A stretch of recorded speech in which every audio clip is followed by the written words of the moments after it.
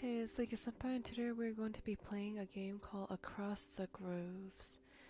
So this game is currently free with Amazon Prime, so if you like what you see today and you're interested, definitely claim it. So Across the Grooves is an interactive graphic novel that's set in a magical realism universe where it gives you like two decisions or a few decisions and you have to decide which one you want to go with. And depending on which one you go with, it can change the outcome of the story. And there's like multiple alternative endings, so to speak, or pathways. And this is kind of a adventure indie visual novel type of game. So do check it out if you're interested. So let's get started.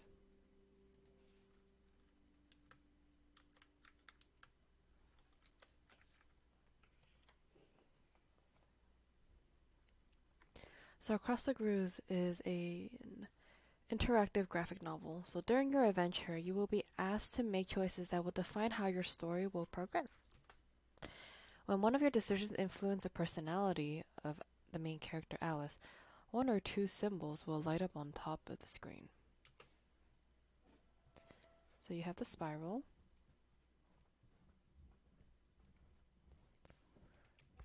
you have the lightning, you have the flower, and you have the skull. And across the groove, some of the scenes are sung. When that's the case, the lyrics will be displayed in special dialogue bubbles like this one. Of course, you can keep on reading at your own rhythm, but if you want to hear the full song, you'll have to adjust your reading speed to the rhythm of the lyrics. And across the grooves, your progress is saved automatically. You won't be able to change the decisions you've made. However, the sum of your choices always lead to different scenarios. It's impossible to lose in Across the Grooves. So choose wisely. So we're introduced to a character named Jean Baptiste. He says, Alice? The interphone buzzes again as I'm putting on my blouse. Alice, can you get that please? At this time in the morning, it's probably a delivery. I wonder what Jean Baptiste has ordered this time. So we can answer the interphone or send him. Just gonna answer it. I quickly finish dressing and hurry to answer the interphone.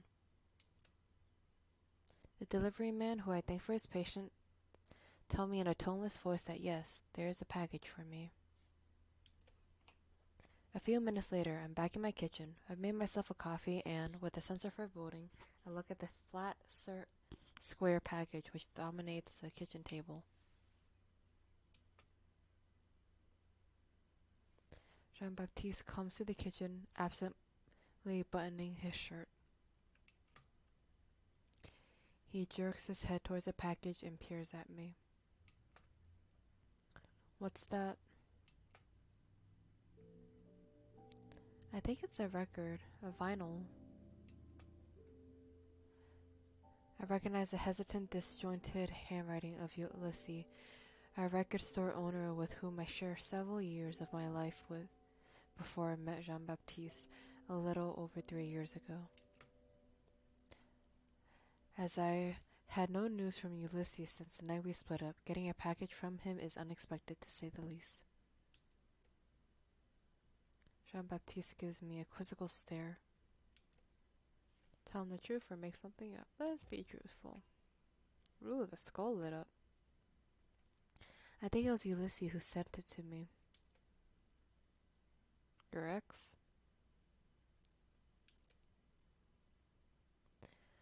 Yes, I'm as surprised as you are. I swear I haven't been in contact with him at all since we've broken up. Jean-Baptiste moves closer and strokes his finger gently through my hair. You should open it. Maybe there's a note, an explanation. He was part of your life for a long time, and you were part of his. I guess he decided to contact you now. It's something important.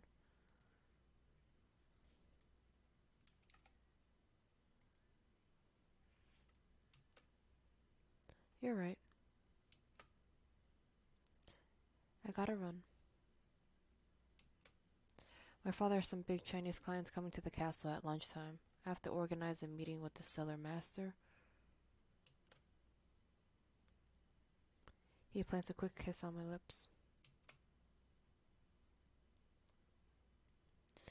Shall we meet up at the brasserie this evening?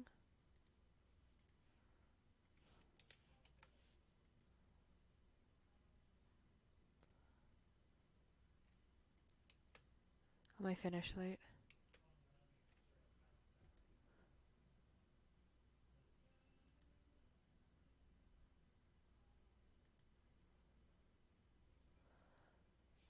I remember we planned dinner this evening with my brother and my sister-in-law.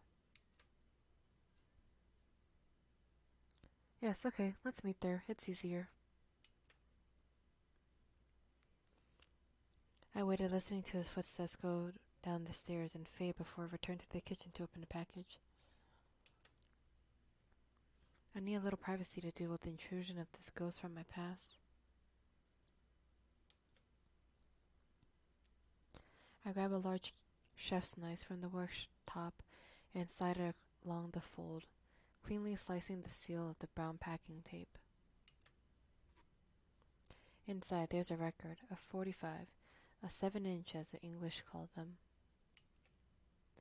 It's protected by a new sleeve, white card, without anything written that could give me any ideas what's pressed onto the grooves. Knowing Ulysses' passion for rare records, it's probably a white label, a test pressing sent to the record company by the factory to check the track order and the general sound quality before mass producing the record. I carefully slid the record out of its jacket.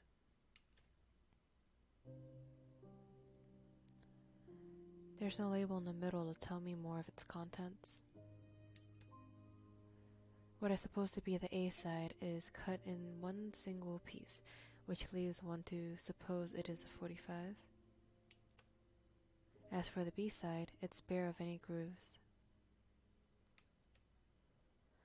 The black shiny surface of the record seems to reflect my confusion back at me. Why? And particularly, why now? Is it more than 3 years since Ulysses vanished from my life? 3 years without a word. What could have driven him to send me a record now without the least explanation? I check the clock on the wall above the door. I still have 15 minutes before I need to leave for the office, which leaves me plenty of time to listen to the record, which can't last more than about 5 minutes, maybe 7, 8 max. I pick up the packaging to put it in the waste bin and take a moment to inspect it again, checking there's no note or anything hidden in the fold. Nothing. And no return address either. This postmark tells me that the parcel was posted from Paris the 10th. Not gonna butcher that word. I take the record, then hesitate again. Do I really want to revisit the past now, before work? Or wouldn't it be better to wait till this evening?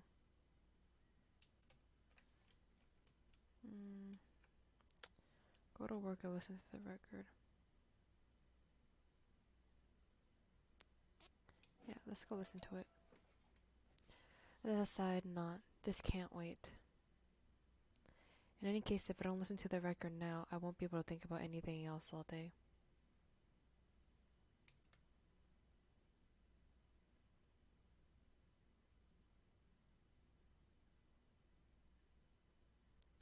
I go to the living room.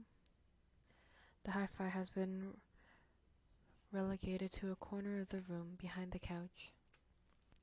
As I lift the cover of the turntable, dust floats up into the room. Jean-Baptiste prefers the background noise of the TV, so naturally I've stopped listening to music since we moved in together. I plug in the headphones and put them over my ears. The night is upon me. The dark alley of cobblestone, glittering in the drizzling rain. I take the last turn on my cigarette. A door opens, a door opens. One pulls out through a crack. A distant drum beat rolls louder. A thunderstorm.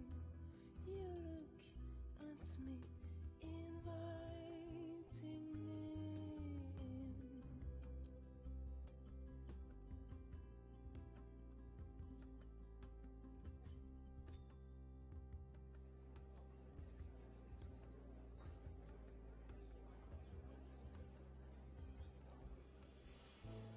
I follow you inside to draws my pain, to draws my pain. In this sea of others, together, but alone. You're tearing me apart. I'm shrinking. You're the one who grows distant, but it's me who's shrinking. I'm becoming someone else in your absence.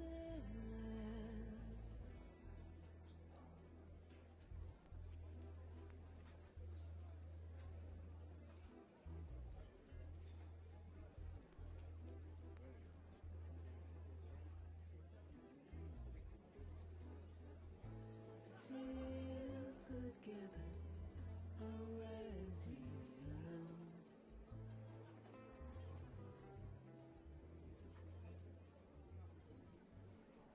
Ulysses? He turns and gazes at me sadly. I remember this evening perfectly. This is the day I met Jean-Baptiste. And this is the day Ulysses and I said goodbye. For weeks our relationship has been withering away. I think we both knew that sooner or later it was coming to an end. He was eking out a living with his record store, and me, I'd already started to want something else. It was the evening he left me. Yes? I just came to see if you were okay. Sorry? Yes, I'm sorry too. Ulysses lowers his eyes remorsefully. I'm going to go. This was a bad idea. I shouldn't have come here tonight. He goes out the door and moves away. For a moment I falter. Perhaps I should let him go, as he does in my memory. I should push my way to the bar, order a double whiskey and let Jean-Baptiste buy it for me, then go for a coffee with him a few days later.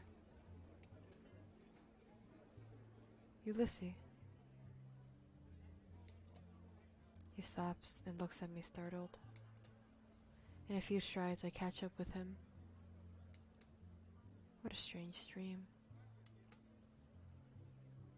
Why did you send me a record? A record? I didn't send you any record. Yes, you did. It arrived this morning? White sleeve, no label. Does that ring a bell? Ulysses looks terrified. You weren't supposed to listen to it. Listen, Alice. You have to go back to the bar. You have to do everything like the first time, like in your memory. There may still be time to avoid disaster. What disaster? No, I don't want to let you go this time. Let's see what disaster. What disaster? Ulysses, please tell me. I need to understand. Everything I've done, I did for you. Trust me, Alice, I promise you don't want to know more. Around us, the world is beginning to break apart. It's too late. I hear the rhythm far away. It rushes towards me like a galloping horse. I am engulfed by the music once more. You're tearing me apart. I'm shrinking. You're the one who grows distant. But it's me who's shrinking. I'm becoming someone else in your absence.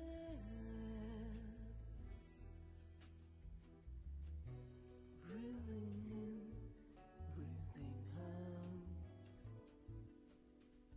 The variations of me, I tear myself apart. I'm shrinking, I stretch my wings out. I'm someone else, and then I myself again. Chapter 1.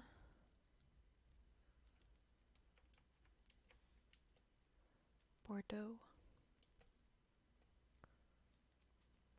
I stay where I am, sat by the record player, the stylus circling the central groove and unceasing hiss in my ears. Did I fall asleep? What happened? I take off the headphones and replace the tone arm on its wrist. I try to get my thoughts in order. I haven't thought of Ulysses in months. I never understood why we broke up. Our relationship worked. Little by little, Ulysses became distant. I threw myself into my studies. I probably neglected him. Our twin orbits diverged. And one day, he was gone from my life. Should I have fought? Should I have tried to save what we built together? Would I have changed anything? I met Jean-Baptiste. He was charming. It was easy. Then I learned from Mark that Ulysses had left Bordeaux. Life went on.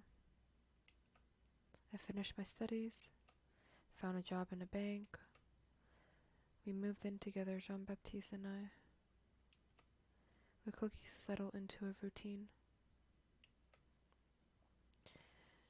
Weeks, months, years pass without me really noticing. Is this truly happiness, or is it only a comfortable status quo that I never had the courage to challenge?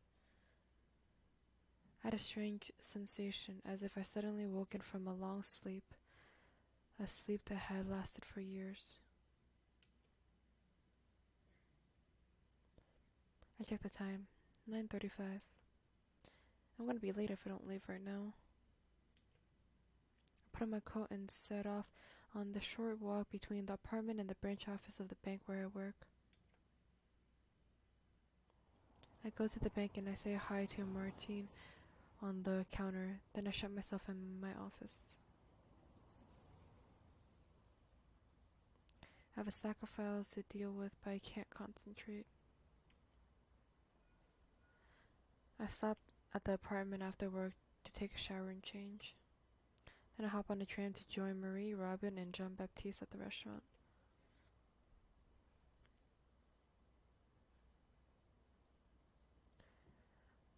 I open the door to the brasserie and plunge into the warm fog, the hubbub punctuated by the gurgle of the espresso machine. Jean-Baptiste loved this place. It was just under his old apartment. Plus, Marie and Robin don't live far away. They just had a baby and an evening out from time to time.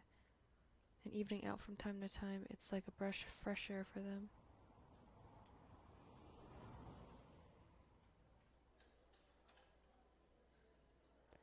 I passed the bar and I said hi to Michael, the owner.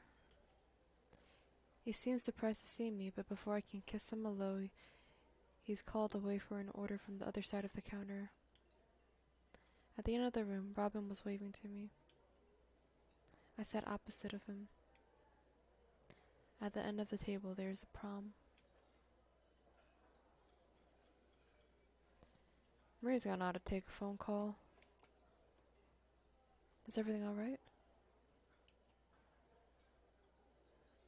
Oh yes, I'm guessing it's more problems with the christening.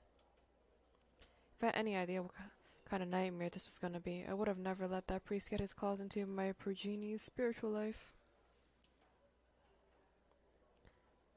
It's nice to maintain traditions. It's pointless, but it makes Marie happy.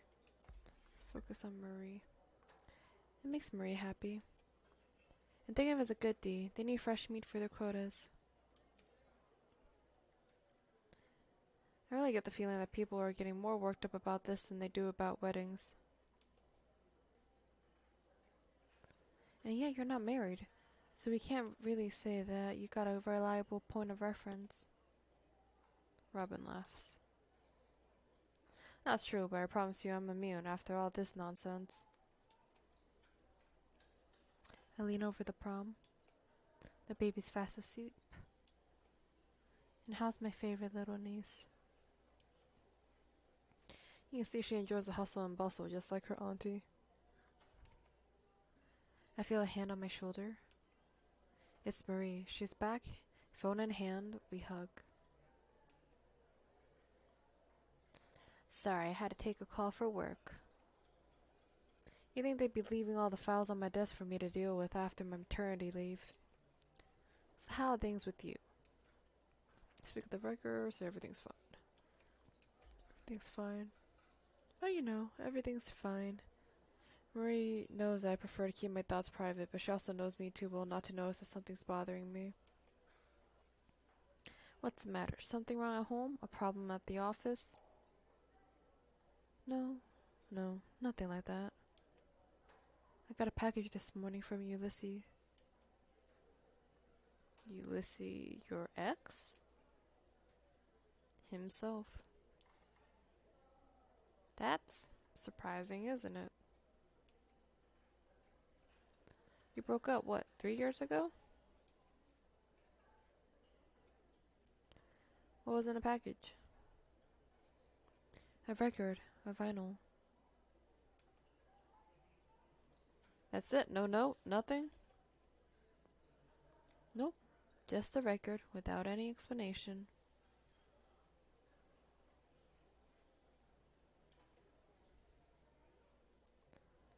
Ah, yes, I remember. The record store guy, right?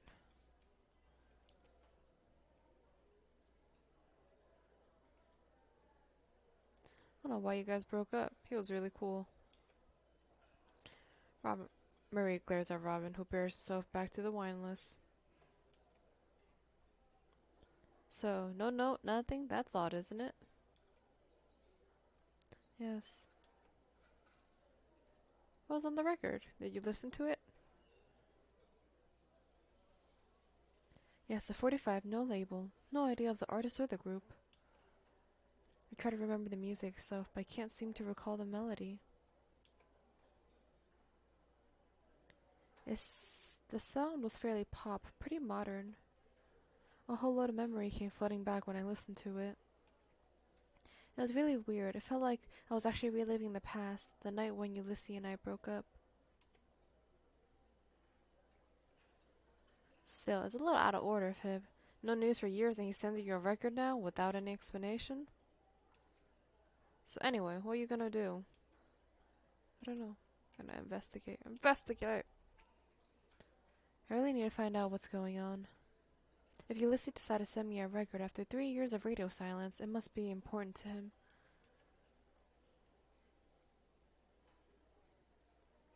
I think I'll start by going around to his record store tomorrow on the way back from the office. But I thought Ulysses had left Bordeaux? He did, but I think that Mark, his former partner, is the most likely person to know what happened to him. Marie nods. Good thinking.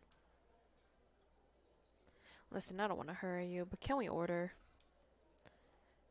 So we can get home before the next feed. Are we gonna wait for Jean-Baptiste? Marie and Robin look at me bemused. Jean-Baptiste? Yes, he was seeing some Chinese customers today, but he shouldn't be much longer.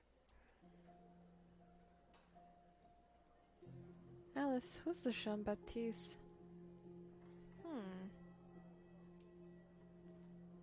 I don't know what to say. How could I not know who Jean-Baptiste is? Jean-Baptiste, my boyfriend? You know, we had dinner with you quite a few times. We spent a weekend together this summer on the bay, don't you remember? Marie looks worried. Robin's glancing around nervously. I let out a shaky laugh. You're kidding me, right? Are you sure you're okay, Alice? This summer on the bay, you were with an Arthur, and you broke up 2 or 3 weeks after. You never introduced us to any Jean-Baptiste. Robin agrees and nods in agreement. I don't understand. I don't remember any Arthur. My head is spinning. I stand up, spots dance in front of my eyes. Robin rushes to catch me by the shoulder.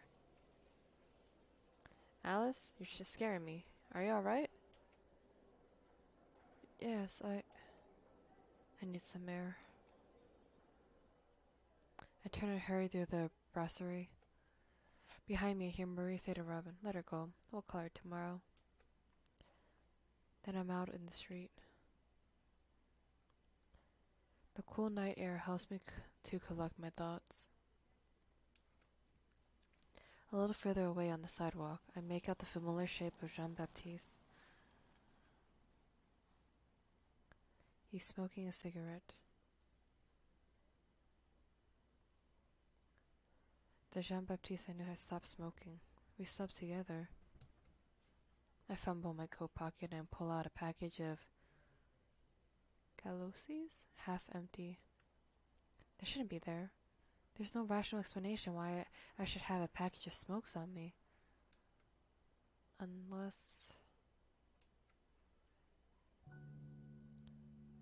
Jean-Baptiste has seen me. He smiles at me.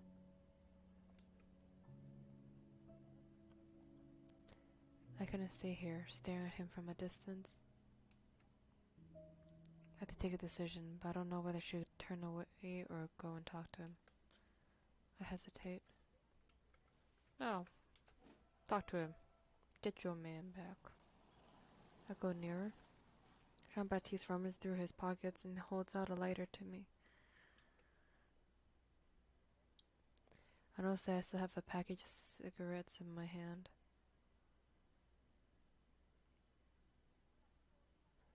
I take one out and let him light it for me.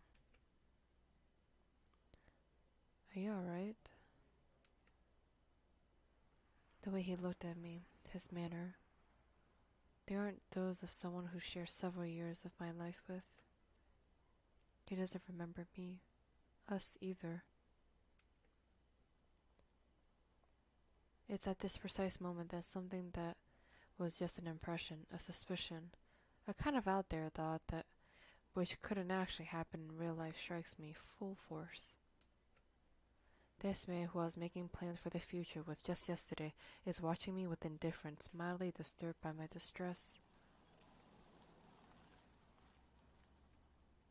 I'm a stranger to him, and it hurts badly.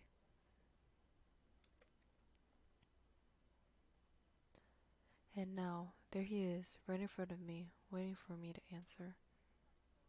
Try to have a conversation. Yes, fine, thanks. It's just that, how should I say it? My day's been emotional. I get exactly what you mean. I'm on a slippery slope which I decide not to continue down. I don't know how I'll react if he asks me what happened in my day, and I know he's about to do just that. Haven't we met already? Your face looks familiar. I don't think so. I'd remember you. Do you drink here? Do you often drink here? He nods toward the window behind me. Maybe you just saw me in there sometime. I come here a lot. I don't know. Maybe. Probably.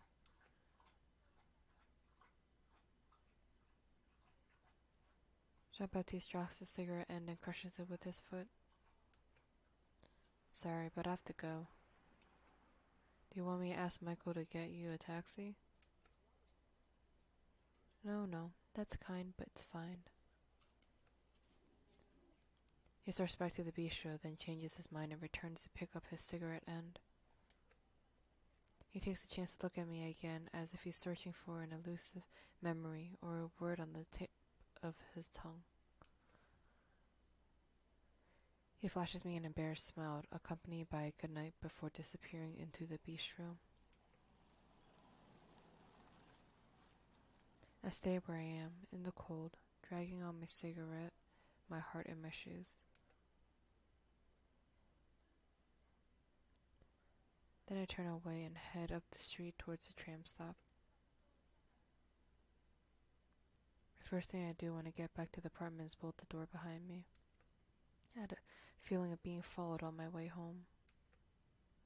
I'm probably being a bit paranoid, but well, who knows? Someone breaking into my house during the night would really just top my day off. The second thing I do is go into the bedroom and open Jean-Baptiste's side of the closet. I'm not particularly surprised to find it full of my old clothes, things I thought I've got rid of. I go out on the balcony and light up a cigarette.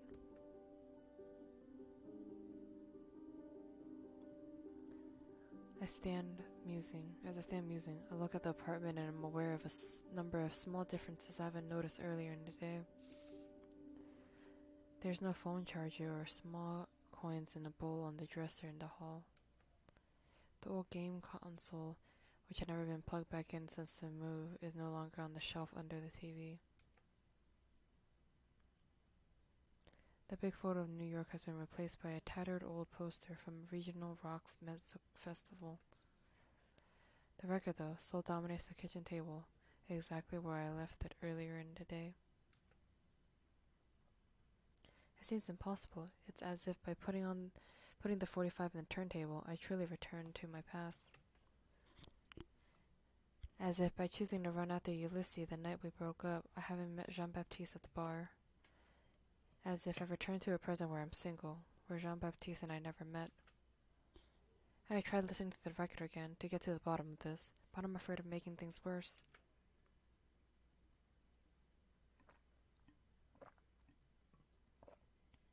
If it really does have the power to change my past, could it have a catastrophic consequence on my life?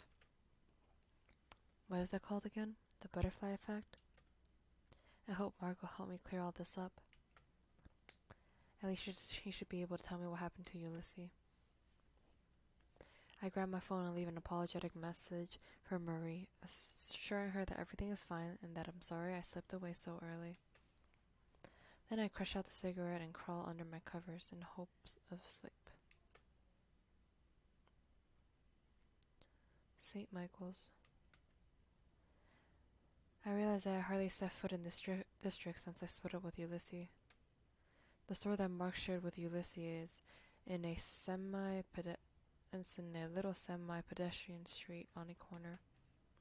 I used to come here almost every day after my college classes a few years ago. When I push the door open, I am assailed by the characteristic odor of old records, similar yet distinct from the smell of old books.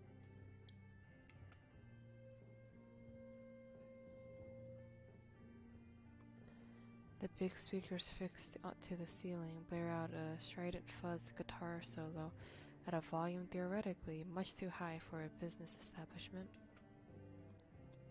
I'd be incapable of saying whether it was some obscure 70s garage band or post-rock movement contemporaries trying to imitate their elders.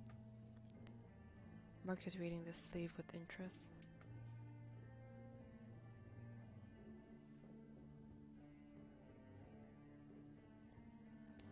Only when I reach the other side of the counter does he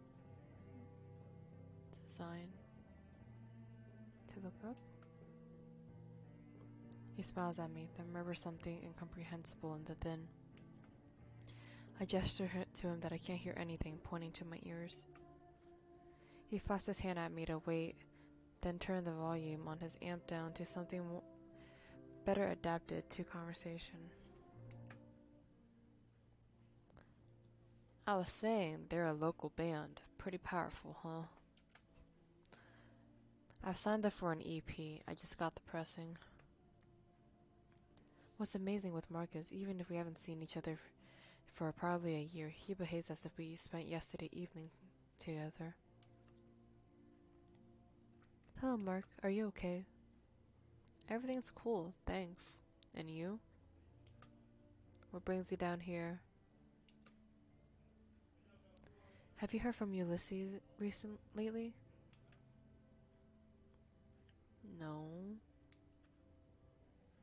Mark seems a little surprised at the question. Now that you mention it, it's been an age. The last I heard he was in Paris. But when I say last, that was 6 months ago. I called him for a customer who was looking for Magma originals. After it's true, we kind of lost contact since. Mark breaks off.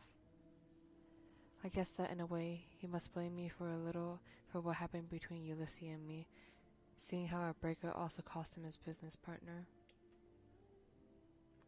Anyway. So no news of Ulysses lately. Why'd you ask? I'm worried he sent me a record. I decided to get straight to the point. He sent me a record. A record? Yes, no note, no explanation, no return address, nothing. Just a vinyl record and the packaging. To tell the truth, the only clue that told me that it came from him was his handwriting for the address.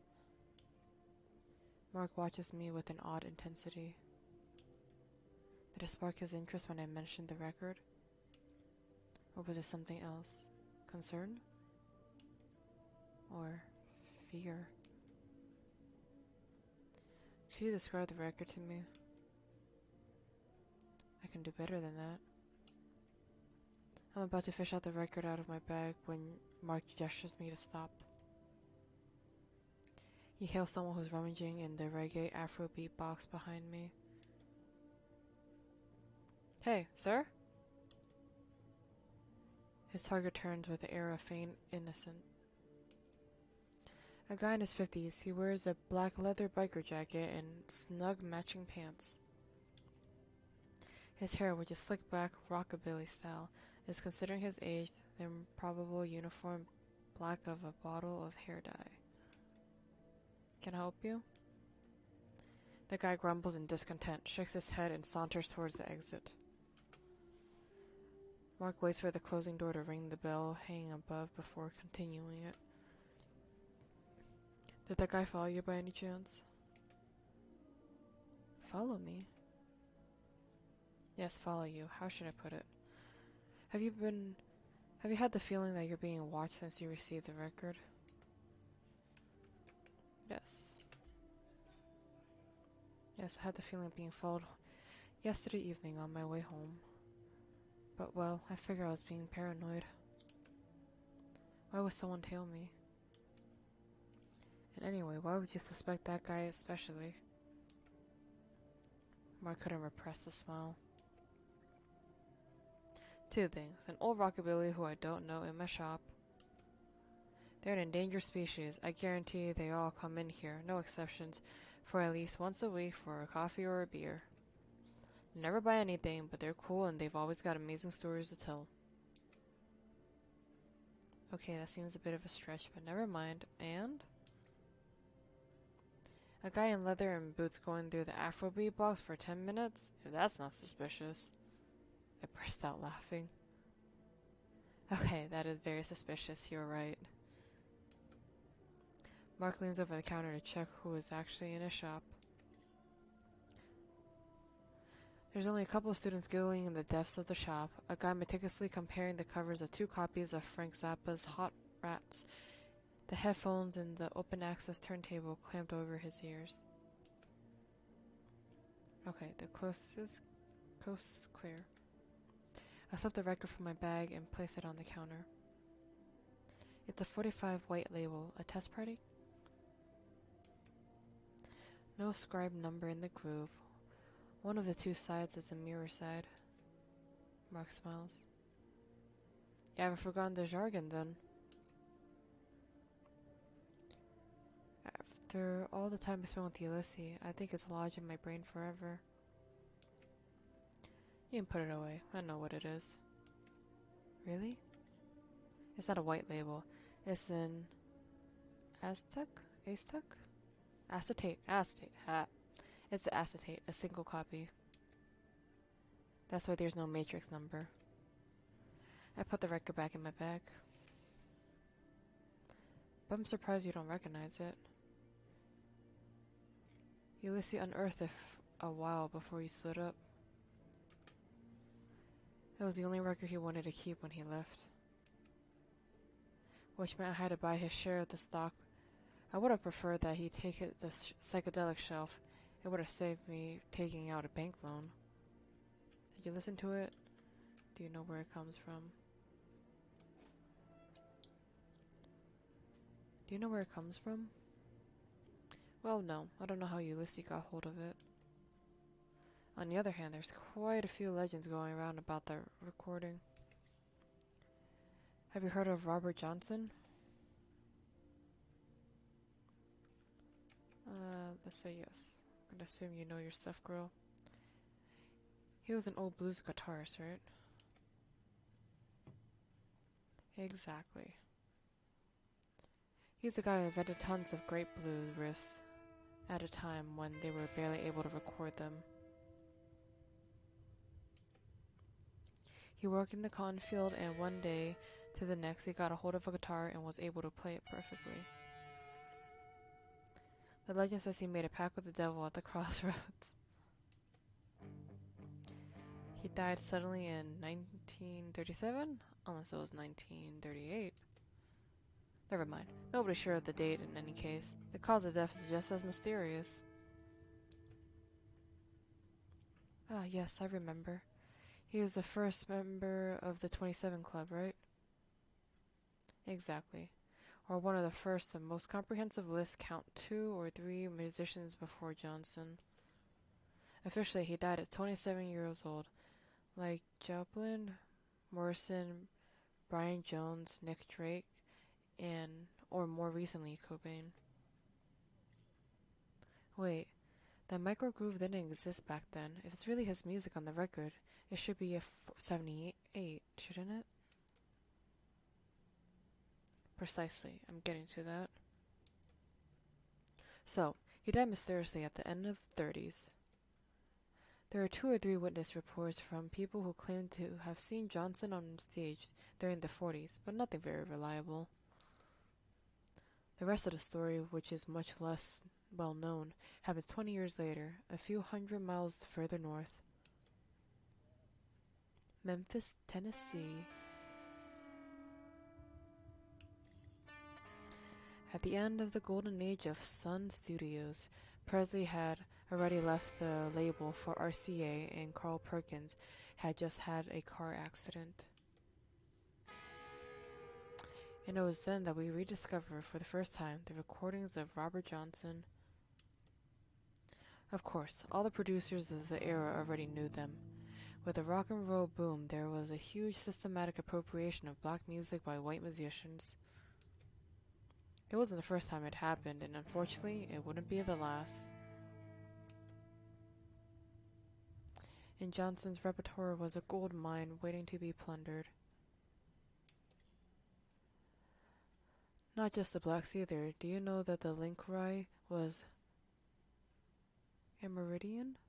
When you think of the major contribution of the track like Rumble to the history of rock, I could feel Mark starting to ramble, and I intervened to get him back on the subject. So, Sun Studios then? Yeah, sorry, I'm getting off the point. So then, this old black guy with a guitar knocks on the studio door. The guy is kind of strange, but insists to the receptionist that he wants to see the producer. It's late. There's hardly anyone left in the office, so she can't get rid of him. Finally, she calls Sam Phillips, the boss, who stayed to work late that night. Sam Phillips arrives and asks what's going on, and the man introduces himself. Hello, I'm Robert Johnson. I've come to record a track. And that's where this record comes from? Absolutely. Are you okay? I'm not boring you, am I? You know what I'm like. I can go on for hours. Should I tell you the rest? Yeah. Tell me more. Learning. With pleasure. I find these old stories fascinating. Okay, so Phillips himself finds himself in the lobby of Sun Studios with a filthy old black guy who claims to be Robert Johnson. First, he asked him to come back tomorrow, but Johnson wouldn't listen. He needs to record, and he needs to record right now. He had the hounds of hell on his tail. Satan would come to reclaim his soul. You get the picture. Philip knew Johnson's story. He heard of his records, and he was, above all, a businessman. The person sitting opposite of him was clearly pretty unstable psychologically, but where was the risk in putting him in a booth to record a few tracks? They scribble down a contract. Johnson is taken to the studio. Philip goes back to see what he's doing. 2 or 3 hours later, there's this god-awful noise which echoes through the whole building. It comes from Studio B, where Johnson is recording. The witnesses say that when they entered the room, there was a strong smell of sulfur. The technician was in fetal position under the console, and Johnson was gone, as if he just vanished. They called an ambulance for the technician. They said the poor guy spent the rest of his life in a mental asylum. Oof. All they found in the studio was the old Gibson L1 which Johnson arrived with, broken into pieces, and the track which was recorded during the session, recorded on acetate.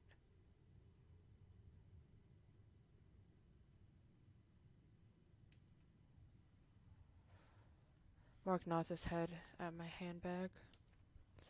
Your record. Philip takes it to his office where it stays for many years. From that moment, fortune smiled on him again. Some records bounced back by sinus Johnny Cash. Perkins recovered from his accident and returned to the studio. But the good luck only lasts for a while. After a long decline in the 60s, the back catalog was sold off to the highest bidder and the studio closed down. The place is sort of rock and roll museum these days. Anyway, that's it. All that to say of this recording, it's kind of the holy grail of record collectors, if you get what I mean. There's plenty of crazy who say it's got magical powers. And if I were you, I'd be very careful. That record attracts trouble. And to be honest, it makes me pretty anxious about Ulysses. It's obvious, it's obviously the most precious thing he possesses. Him sending it to you by post like that, it's not a good sign. After everything you just told me, yes, it is worrying. Do you have his telephone number? The simplest thing would be to try to reach him for a start, right? Mark nods, picks up the handset. He hangs up a few seconds later. It's sending me direct to his answer phone, telling me my correspondence voicemail is full, which isn't totally surprising with Ulysses. We're interrupted by the sound of the bell which hangs above the door. A young girl with a striking 60s style approaches the counter. He asks shyly if there's any tickets left for Belle and Sebastian next month at the Femina. Femina? Mark takes the tickets from beneath the counter and makes the sale. I gaze after the young woman as she leaves. Mark clears his throat loudly at me. He watches me with a smirk. I realize I was probably staring at his customer so hard that he noticed. That style would suit you. You think so? I don't think so. Do you think? I was surprised I found myself considering the possibility. Then again, it's not as if my job gave me much leeway fashion-wise. I don't know. I'm not pursued that my bosses would find it quite as cool as you do. What was in your head going into finance? I'm a financial personal advisor in the little city center bank in Bordeaux. It's not exactly what I call going into finance. Anyway, what were we saying? That Ulysses is impossible to reach and that it's not really surprising. I'll give you his address if you want. Do you go up to Paris sometimes for work? Mark grabs paper and a pen. It can happen, but like once a year max. In any case, it's not going to happen anytime soon. Same for me. I just got back from vacation. It'd be kind of tricky to justify a trip to Paris. I've written down his number too, just in case. Mark gives me the paper. The first to hear anything calls the other, alright? I nod. Thanks, Mark. You should drop by more often. It's good to see you. As they say, don't be a stranger. You're right. You're right. I try to come by more often in the future. My apartment looks like a bomb site. I had sensed that something was wrong as soon as I entered the communal areas. The door of the apartment was already ajar from when I pushed it, and I prepared myself for the spectacle I was about to confront. Every square centimeter had been carefully searched, every closet emptied, every drawer turned out. Oh, girl, you got robbed. I pick up the cushion which lays in the living room floor and replace it on the couch before dropping next to it, dejected. I realized that Mark's warnings weren't unfounded. Call the cops, girl. Someone really wants that record. And that person is ready to enter my home while on my way to achieve their ends. Was it that old rockabilly who was spying on me in the record store? He didn't seem particularly dangerous. On the other hand, a record with the power to change the past, I totally understand that someone might want to get a hold of it, even if it means breaking a few laws along the way. I guess there's a few things I might be tempted to change myself. We all have our regrets, our missed opportunities. I glanced at the turntable. It had been thrown through the floor, the tone arm had flown under the dresser. Just as well. At least I won't be tempted to listen to it again. At least not until I got a better understanding of how the record works. At the moment, the only solid lead I've had is Ulysses. I took out my phone and dialed the number that Mark gave me. Maybe I'll be luckier than him. You never know. Apparently not. because I'm also welcomed by the recorder operator's tone telling me in a monotone that your correspondence voicemail box is full. Beneath the number, there is an address in St. Oven. I know what I have to do. I begin by calling a locksmith to come and repair my door while I drag my suitcase from the top of the closet.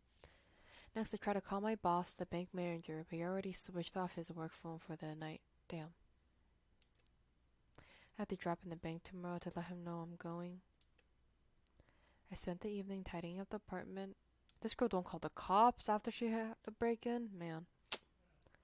The next day, my boss is understanding but firm and insists that I transfer all my ongoing files to my colleagues. In the end, I only managed to catch the train to Paris at the end of the afternoon.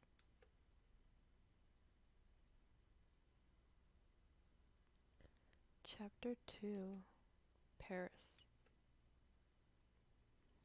A ray of light seeping between the curtains wakes me.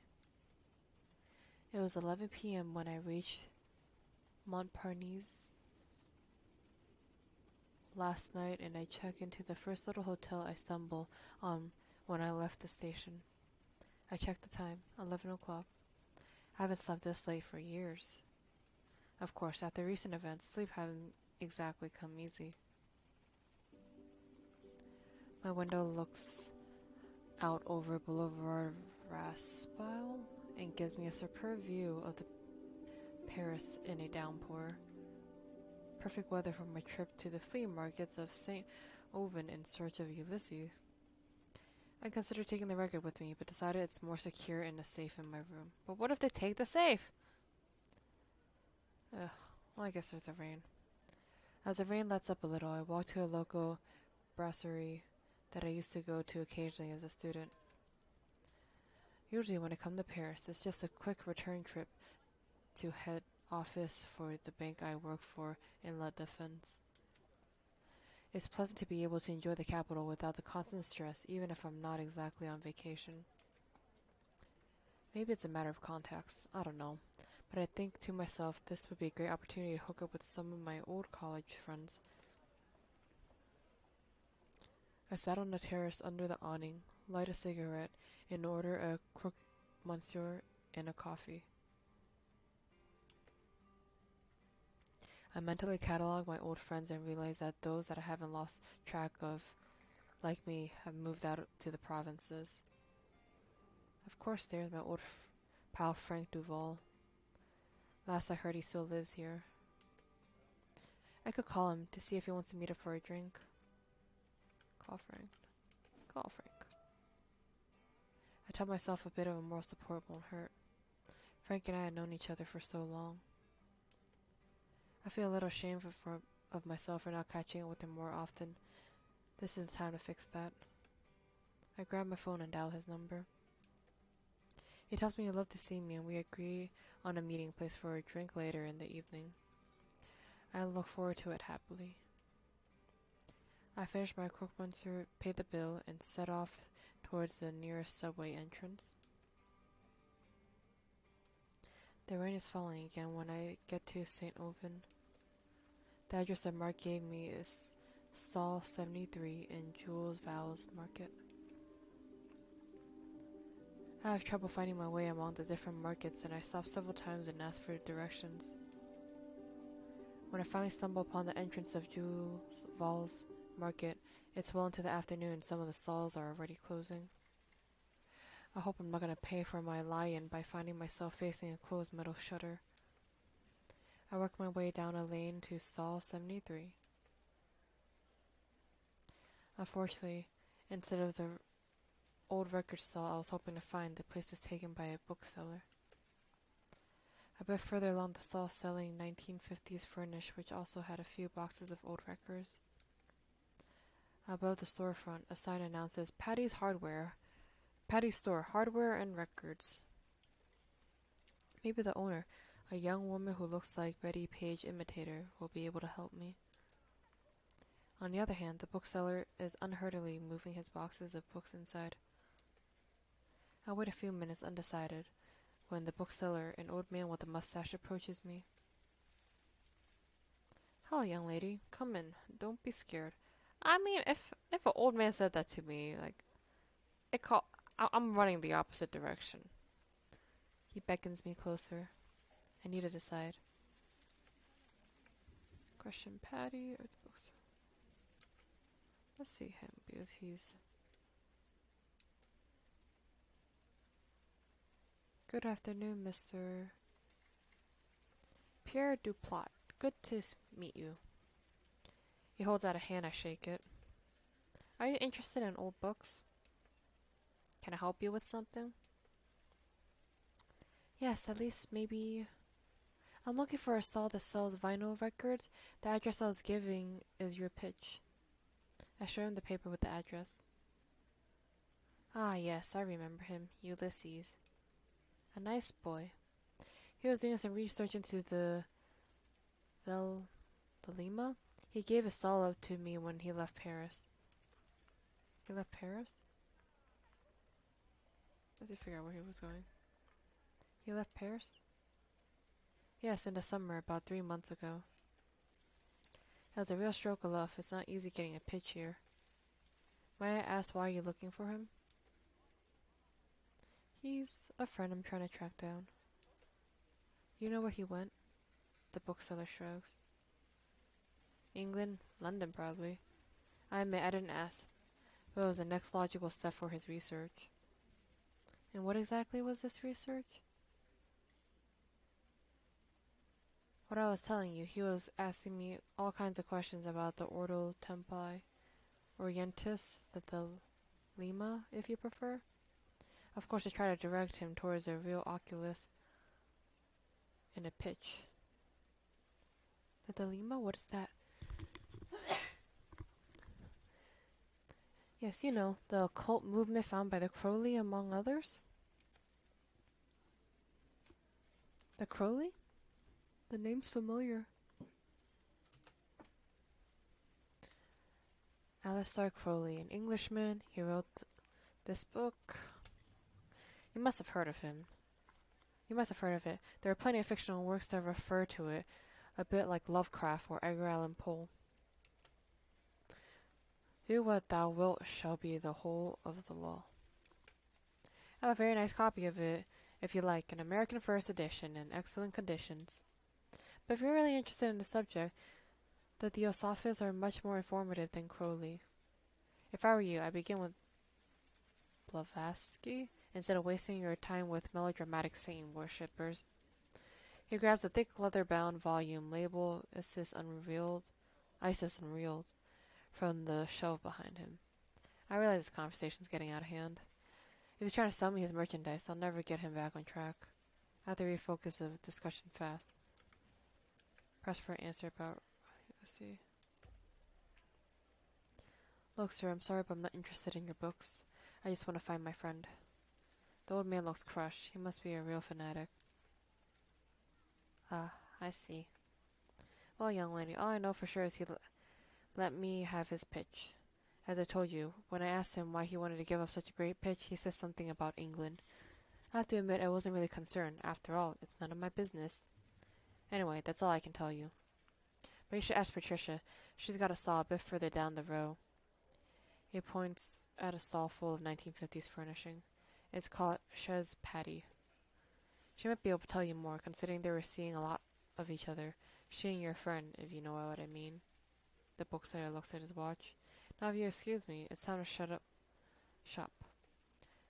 I don't have any advice for you, but you should hurry if you want to talk to Patty. And if you're ever looking for a particular publication, do let me know. Thank you, Mr. Duplot. Good evening. I know what I have to do. I approached the young lady who was writing in a large notebook. That day's account, probably. Hello, I'm guessing you're Patty? She looks up at me and answers with a slight Italian accent.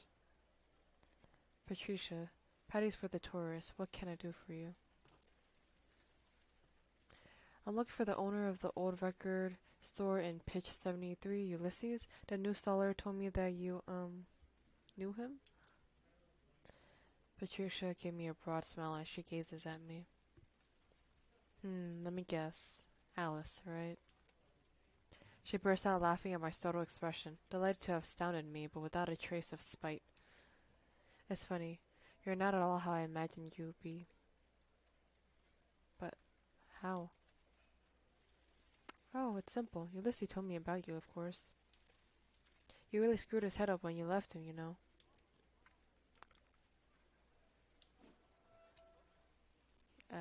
But he's the one who left me. Patricia stares at me. Straight away, I regret my outburst. How do you two know each other? He took stall 73 about, what, 3-4 years ago? He was just next door. He seemed nice, so I went over to say hello, and we became friends. Something tells me they were more than just friends. I'm reluctant to ask her.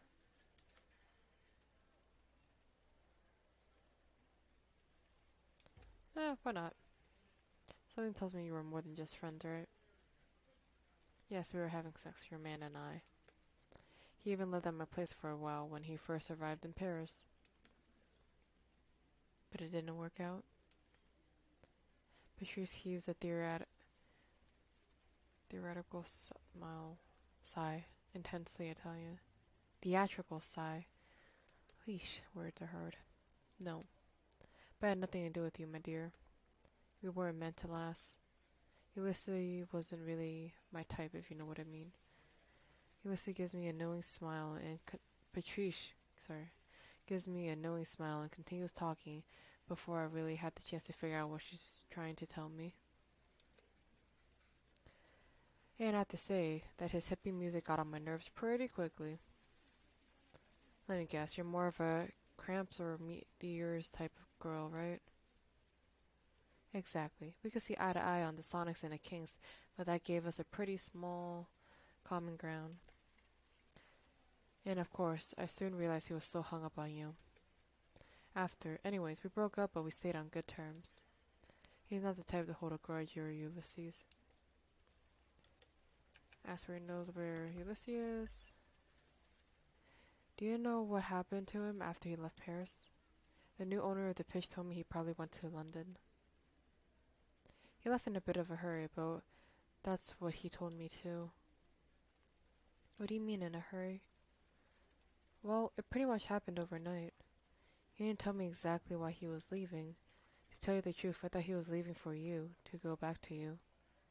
I guess I was wrong. Patricia rummages in her bag and pulls out her cell phone. She checks the time. It's time to close up. Do you have any plans for this evening? Her question catches me unawares. I have plans to meet a friend for a drink. Why do you ask? It's a shame. I could introduce you to someone. Someone who might have some answers to your question. I could cancel with Frank easy enough. I can always see him some other time. On the other hand, do I really want to spend the evening with Patricia and this mystery person? Yes. Ask for an explanation. I'm sorry, but what do you mean by someone who will have answers to my question? Patricia smiles. An old musician that I know. Ulysses spent some time with him before he left. Maybe he can clue you in better than I can. What do you say? Yeah, go with her. Get your answer, girl. Alright, just give me a minute to call my friend and I'll let him know. I move away to call Frank. He's a bit disappointed, but he seems distracted. I offer to meet him tomorrow, but unfortunately this is his last evening in Paris. A pity. I promise to make up for him next time. I go back to Patrice, who's waiting patiently for me to hang up. She smiles at me. Help me shut up shop? I help Patrice stow away the record crates and small pieces of furniture that were beneath the awning. Then she pulls the metal shutter. Then we head towards the way out. 3 hours and 2 gin and tonic later, I'm still waiting to meet Patricia's mystery man. We left Jules Market and we caught a metro, then another. Patricia is steering me to a grotty beer on a little street on the 11th near the Bastille. The music, an elective mix of garage, rockabilly, and psychedelic, blaring out at an almost deafening tone, and the extremely reasonable price of the drinks seemed to be the major selling point of the joint. We found Patricia's friends. We quickly headed hit it off. Paul and John were record store owners. They recall meeting Ulysses when he was in Paris and going out with Patricia's. This doesn't particularly surprise me. Ulysses tends to stick in your mind. Justine worked in the town hall around the 8th, and Claudia in a clothes shop in Châtelet. Luke, who must be going on for 50, is part of the technical crew at Olympia. We talk a lot about music. We chat a little about our lives. Paul tries to flirt mildly with me, but Patricia frees him with a look and he stops, a little embarrassed.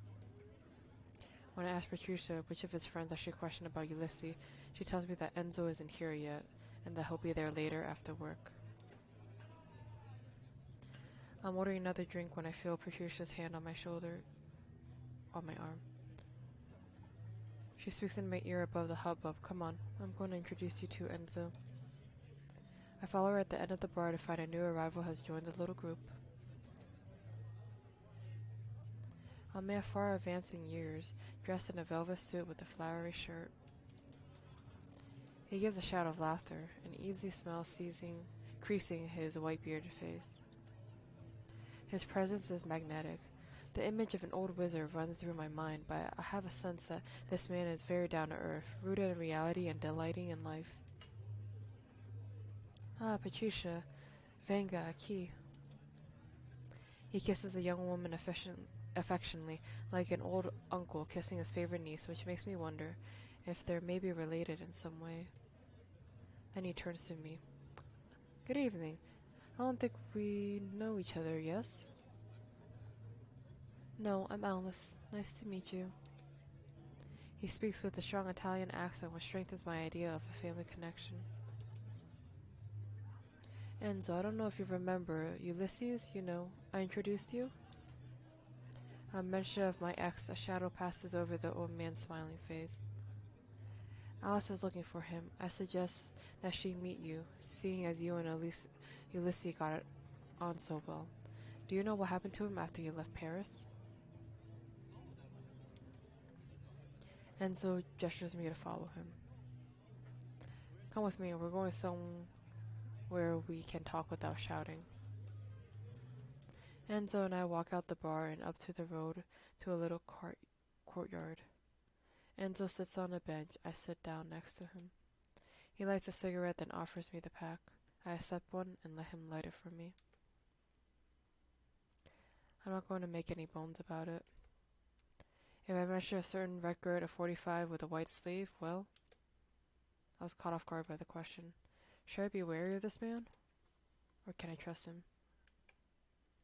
Tell the truth. Yes, I know the record you're talking about. It's one of the reasons I'm trying to find Ulysses. I suppose it's because of this record that he got in contact with you, right? Enzo smiles. Yes and no. As you could guess, yes, I looked into the record a long time ago. But the fact that Ulysses and I met is really just chance. Or destiny. Have you seen this film? Rings a bell. Yes, it's an old French crime movie, right? If I remember right. Yes, and 2 other actors. At the start of the film, the director invented a quote which he attributed to this person, and which I think perfectly applies to all the people who have listened to that record. When men, even unknowingly, are to meet one day, weather may befall each, whatever the diverging paths. On the said day, they would inevitably come together in the red circle. See my confusion, Enzo adds. There aren't many of us that listened to the record, but our paths keep crossing, as if our fates were linked. I suppose you listen to the record too. You must understand what I'm talking about. He glances at me out of the corner of my eyes. I'm sure he's reading my face like an open book. Believe it or not, I did meet Ulysses by chance. What are chances that he would rent the pitch next to my nieces or that they would hit it off? So much that she introduced him to me because we shared a passion for psychedelic music. It's true, that's strange. Why are you looking for him? He contacted me by mail a few days ago. I knew straight away that something wasn't right. Enzo takes a deep breath and rolls his eyes. He wanted to know more about the record, to know where it came from, to know how it worked. He told me about you, you know. That doesn't surprise me. I understand, I talk about him too sometimes. Believe me, there are some people, some regrets that we carry with us all our lives. The last time I talked to him, he talked about London. He had a solid lead. Yes, that's what the new owner of his stall told me. But you know, London, it's big. You said a solid lead. Can you be more precise? Enzo looks troubled. I'm sorry. Ulysses dropped by to see me. I was at work. He said something about a DJ, something Puntman, I think? A DJ? Yes, on the radio. Ah, a radio presenter? Did he say which station? Enzo shrugs. That doesn't help much. But it's better than nothing, I suppose. Enzo sees the disappointment in my face because he adds, if I'd known you'd be looking for him, I'd have asked for more details. We're quiet for a moment. I think Enzo has told me all he knows about Ulysses, which isn't much. I could cut the conversation short and suggest we go back to the bar, or I could also ask him to tell me his story. He has to tell me how he came to have the record. Ask about that past, girl. You haven't told me how you came across to have the record. It's a long story. Are you sure you want to listen to the ramblings of an old man? I smile. Yes, since I asked, of course I'm interested. Enzo looks delighted. Very well, I warned you. I played in a psychedelic music band when I was young in Italy. We played a lot of concerts. We even took part of some of the big festivals at the time. These are few festivals. We weren't as good as Airplane or The Dead, but we weren't bad. We released a record with a little label over there. What was your band called? It means Heart of the Earth. Before I could find the words to tell him that the names mean nothing to me, Enzo rescued me from my confusion by adding, oh, it's normal if you've never heard of us. We didn't sell much. When I was in a record shop, I always checked the 60s box, hoping to find a copy, but I've only come across 4 since the band broke up. I guess the unsold ones are in a warehouse somewhere, or they've been destroyed. It came out in 1971. The golden ages was almost over. If we started a few years earlier, we would have had a chance. At least I think so. Anyway, we were discovered by Vertigo. Philips' experimental label? That's it. They were already a prestigious label at the time. We thought if we signed with them, our success was guaranteed. Giuseppe, our guitarist, promised them a really ambitious concept double album. They just released 666 from Aphrodite's Child, and they thought we had the chops to make the same type of album, but with our Italian feel. They sent us to Paris to record at a studio where Aphrodite's Child had recorded 666, and that's where I listened to the record.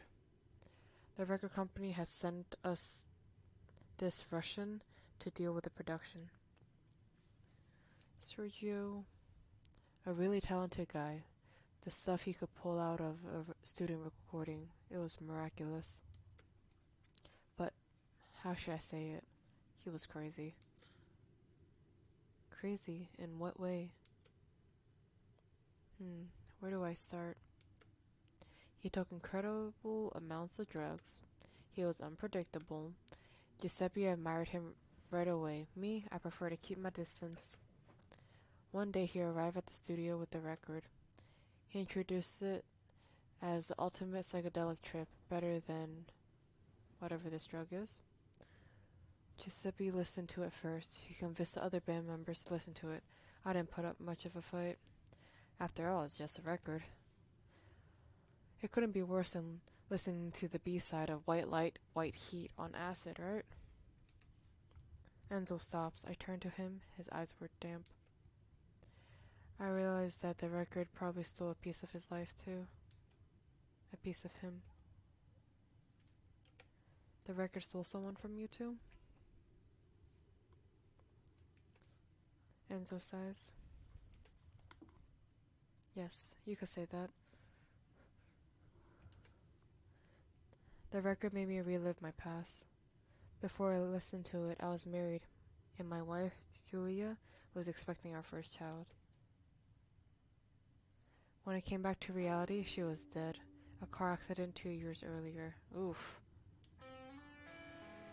And it was my fault. I never knew what Giuseppe and the others saw when they listened to the record or if they changed their past. I never asked them. Of course, I listened again and again to the record that day after I realized I destroyed my life, my family. And? Did you succeed? No. The record never again gave me a moment where I could have stopped the accident. But each time I listened to it, my past changed, bringing me back to reality, which was further and further from my memory. Oof. I didn't care. All I wanted was to get my Julia back. But no matter what I tried to change, she was dead and I was in the studio recording a record. What happened after?